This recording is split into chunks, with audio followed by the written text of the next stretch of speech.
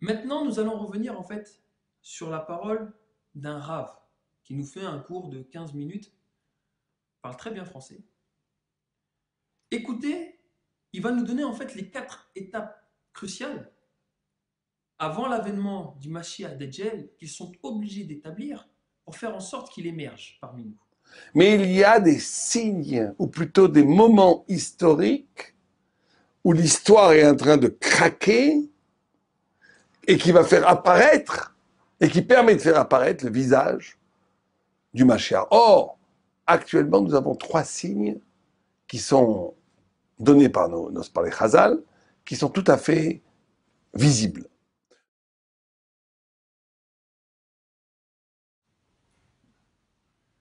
La première étape, il s'agit de... Premier signe, et c'est de ça dont parle le Maral, c'est l'abolition, on va dire, des frontières identitaires. Vous savez que le monde actuellement est, en tous les cas, essayé d'aller vers quelque chose qui est l'abandon des identités. Ça n'existe plus l'identité française, ça n'existe plus l'identité anglaise, nous allons faire l'Europe, ça n'existe plus les frontières, tout est ouvert. Est-ce que son discours que vous entendez ne ressemble pas à tout le discours qu'on entend de la part de toutes les élites d'aujourd'hui, les pseudo-élites? Le nouvel ordre international. Il s'agit d'un ordre mondial. Une gouvernance mondiale. Un nouvel ordre mondial. Le nouvel ordre mondial. La gouvernance mondiale. Une gouvernance mondiale. La gouvernance mondiale. La gouvernance mondiale. Un nouvel ordre international. Nous avons besoin d'une gouvernance mondiale. Cette gouvernance mondiale. A new world order. A new world order. A new world order. A world order. An interdependent world order might be built. On peut imaginer, rêver d'un Jérusalem devenant capitale de la planète qui sera un jour unifié autour d'un gouvernement mondial. C'est un joli lieu pour un gouvernement mondial. L'Europe et le monde attendent que nous défendions partout l'esprit des Lumières. On ira ensemble vers ce nouvel ordre mondial. Et personne, je dis bien, personne ne pourra s'y opposer. Il faut viser le gouvernement mondial. Est-ce qu'on ira à la place de la guerre ou après la guerre? Je ne sais pas. Mais c'est ça qu'il faut viser. Même Macron en parle devant ses ambassadeurs juste après avoir pris le pouvoir en France. Chacun a sa pertinence dans une diplomatie qui se veut mondiale et globale. Pour refonder cet ordre du monde, la diplomatie de la France doit s'articuler autour de 3 axes forts. Notre sécurité, qui se conjugue avec la stabilité du monde, notre indépendance, qui impose de revisiter les termes de la souveraineté, y compris européenne, enfin notre influence, qui va de pair avec la défense des biens communs universels. Mais ce n'est pas tout. Le 23 septembre 2017, on devait entendre que partout dans le monde, ça devait être le chaos. Guerre nucléaire, cannibalisme et ainsi de suite. Je n'ai rien publié dessus parce que je ressentais qu'il n'y aurait rien. Mais y a-t-il vraiment eu rien, comme on dit? Pourquoi ce jour-là, alors que c'est la Vierge, comme il disait dans les croyances chrétiennes, que c'est la Vierge qui accouche de Jupiter, Michelle Obama et Emmanuel Macron, qui se dit être Jupiter, se retrouvent à nous faire, lors d'un concert à New York, une petite interview de quelques minutes, nous appelant, nous, les Global Citizens. Global Citizens. Mais il est très important en fait d'écouter ce que nous raconte Monsieur Michael Obama. Good evening, global citizens. 130 million girls of all ages are still not in school. So while times may have changed and I may no longer live in the White House, I have no intention of walking away from these girls. I plan to keep on working on this issue for the rest of my life, and I need your help. In the coming months, through the Obama Presidential Center, we'll be announcing new ways to commit your time, energy, and resources to this cause. And I look forward to working with partners like Global Citizen and with all of you to give all our girls the opportunities they deserve. Thanks so much. Donc, si vous avez bien écouté Michael Obama, la cible de ces personnes, c'est d'éduquer nos filles. Les éduquer à quoi? Vous avez entendu parler des droits sexuels? Amazon. Qui suis-je? Je suis Ariane Biran, je suis normalienne, formée à la philosophie morale et politique, maîtrisant le latin et le grec, psychologue clinicienne, docteur en psychopathologie. Je suis en clair une intellectuelle, une chercheuse spécialisée dans l'analyse de la psychologie du pouvoir et des pouvoirs déviants, manipulation, harcèlement, emprise, tyrannie, totalitarisme, etc. Ce qui m'intéresse, ce sont les processus manipulateurs et totalitaires au sein du langage pour que vous réussissiez à y voir clair. Je les décrypte pour ça. Alors, pour la petite histoire, qu'est-ce qui s'est passé il y a quelques mois? Il y a quelques mois, j'ai une collègue psychologue qui m'envoie une vidéo de Marion Sigaud et me dit « Qu'est-ce que tu en penses ?» Alors moi, à ce stade, je n'en pense rien. J'écoute une dame qui me parle de choses très graves et donc il faut que j'aille vérifier. Je n'ai pas les moyens, parce que je ne suis pas en France, de me procurer immédiatement son livre. Et en fait, je ne veux même pas me le procurer. Je vais avoir les idées claires et être très indépendante par rapport à ce travail de retour au texte. Je veux retourner au texte sans aucune influence pour essayer de décrypter, mais quand même, j'ai déjà ma petite idée, parce que droit sexuel, à coller les deux termes ensemble, c'est quand même un peu bizarre, parce que le droit, il est censé justement réprimer les pulsions pour préserver l'intégrité de chacun et non pas les encourager. Donc, mais bon, ok, j'ai dit on va voir ce que ce sont les droits sexuels. Au départ, je pense que j'en ai pour quelques jours d'investigation, et puis au fur et à mesure, je découvre une montagne de textes et assez effrayants dans la confusion, dans le mélange de tout, dans l'indifférenciation, et surtout qui ne protège en fait pas les mineurs et qui évacue la notion de mineur sexuel. Donc, moi je suis quelqu'un qui analyse froidement les textes, je fais froidement un travail d'analyse de texte, duquel sort donc mon livre, et je vous confirme, exemple à l'appui, l'existence de dérives graves en France au travers de la prétention des adultes à éduquer sexuellement des mineurs sexuels.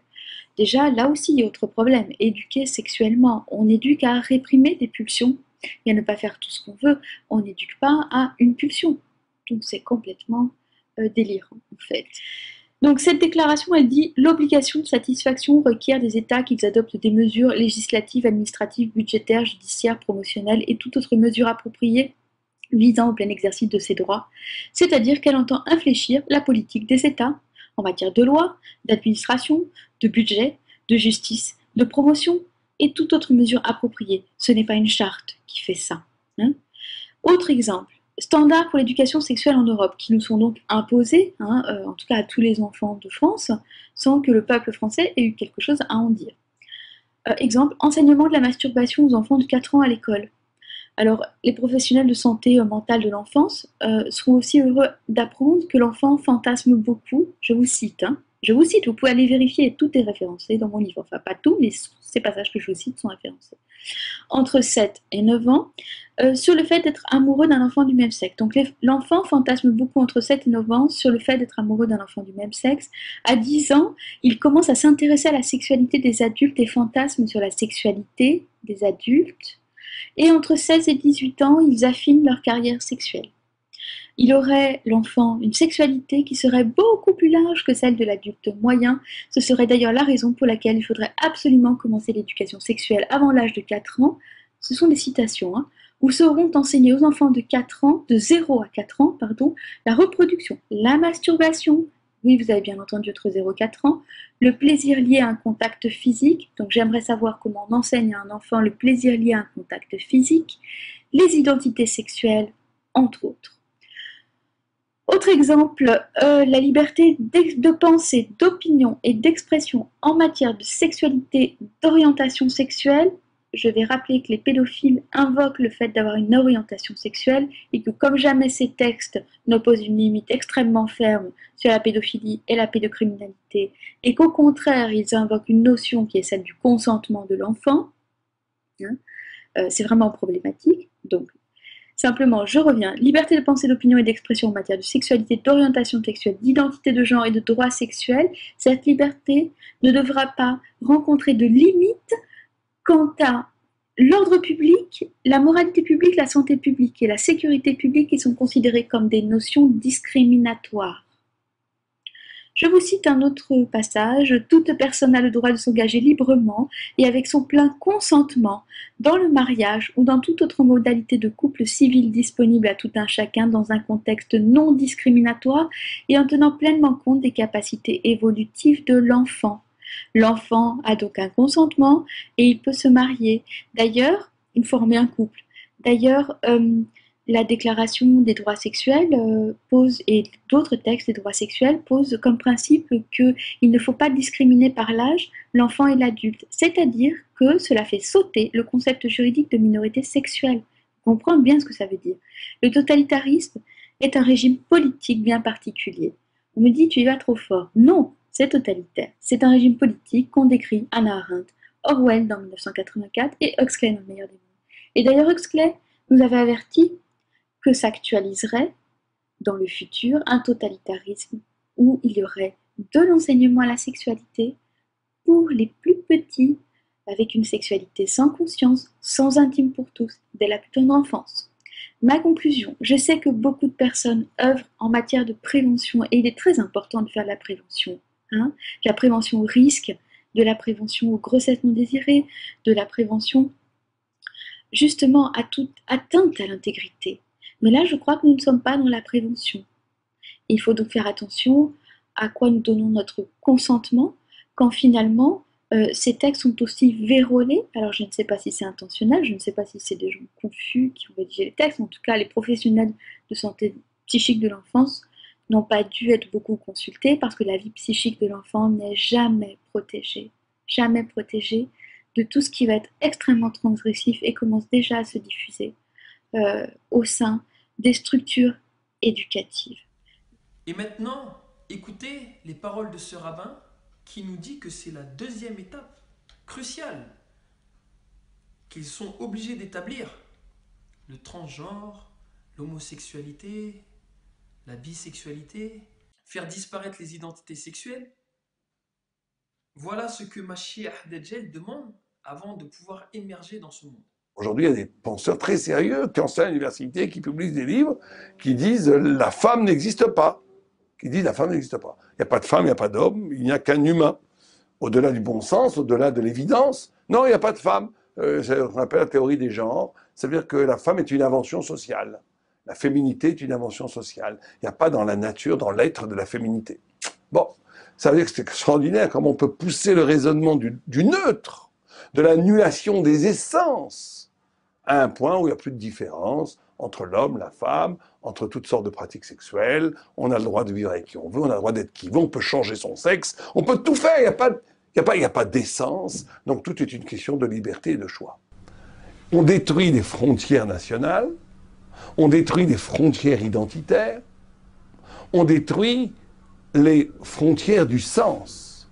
On essaie d'arriver à un niveau de néant, de neutralité radicale pour laisser apparaître la loi du désir, la loi du plaisir et du désir. C'est ça. N'y a-t-il pas comme un problème? Et en plus, le pire, c'est quoi? C'est que dans l'une de mes vidéos précédentes, je vous l'ai dit.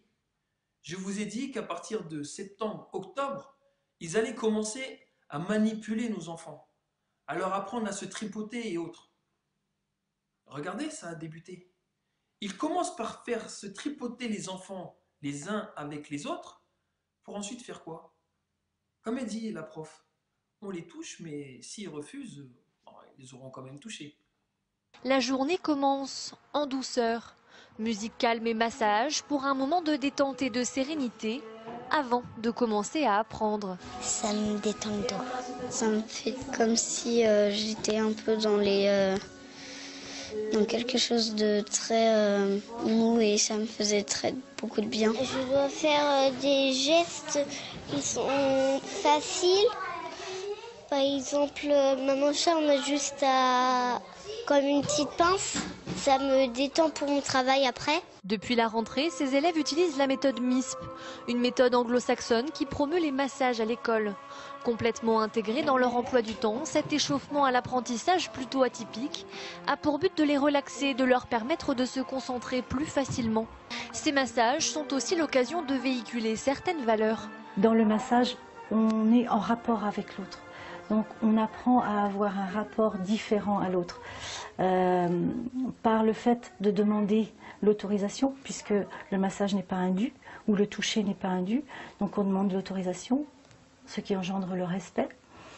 Et aussi dans le massage, eh bien, si il y a un geste qui ne nous plaît pas, si un geste qui ne nous fait pas du bien, eh bien on le dit et on ne fait pas le geste. Eh bien, si il y a un geste qui ne nous plaît pas, si un geste qui ne nous fait pas du bien, eh bien on le dit et on ne fait pas le geste. Mais après, s'il y a des parents référents qui viennent et qui décident de masser les enfants le matin, qu'est-ce que dira l'enfant? Et si après, justement, une fois qu'ils auront cassé cette barrière, ils iront plus loin, que dira l'enfant? Surtout que, s'il est en capacité et qu'il a appris une chose, il est consentant. C'est pas moi, c'est la règle, selon Ban Ki-moon et ainsi de suite.